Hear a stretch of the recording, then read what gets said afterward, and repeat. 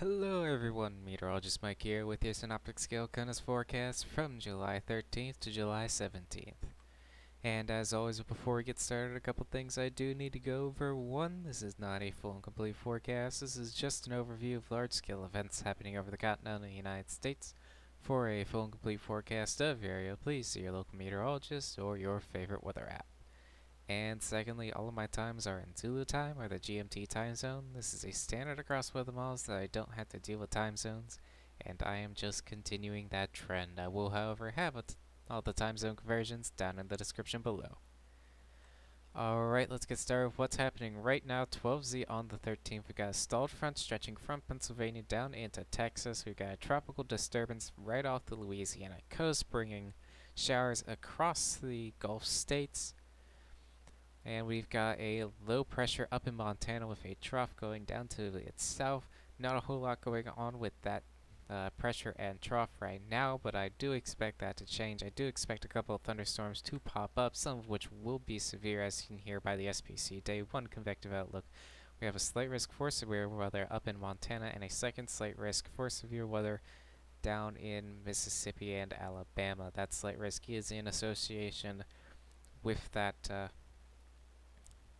front down there. Let's look ahead here at 0Z on the 14th. The front has moved a little bit south as a cold front. I'm seeing a bunch of showers and thunderstorms associated with that front. And behind it, we've got a high pressure that's basically going to be in control for a while here. And that low pressure that was off in Montana has moved down into Wyoming. Trough is still up to its north. 12Z on the 14th.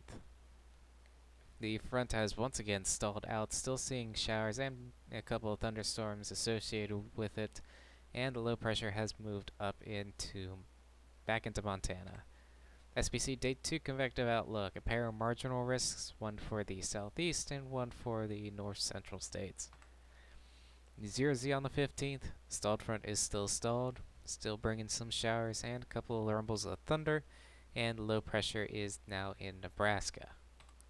By 12Z on the 15th, the low pressure has moved up into South Dakota.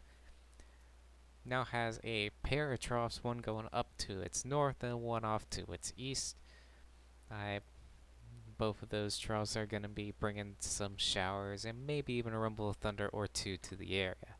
SPC Day 3 convective outlook, just one singular marginal risks up in the Montana, Dakotas, and Wyoming.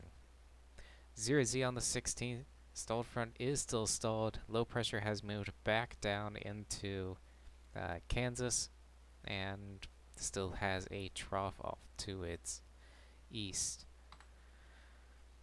12Z on the 16th, stalled front has finally been pushed away.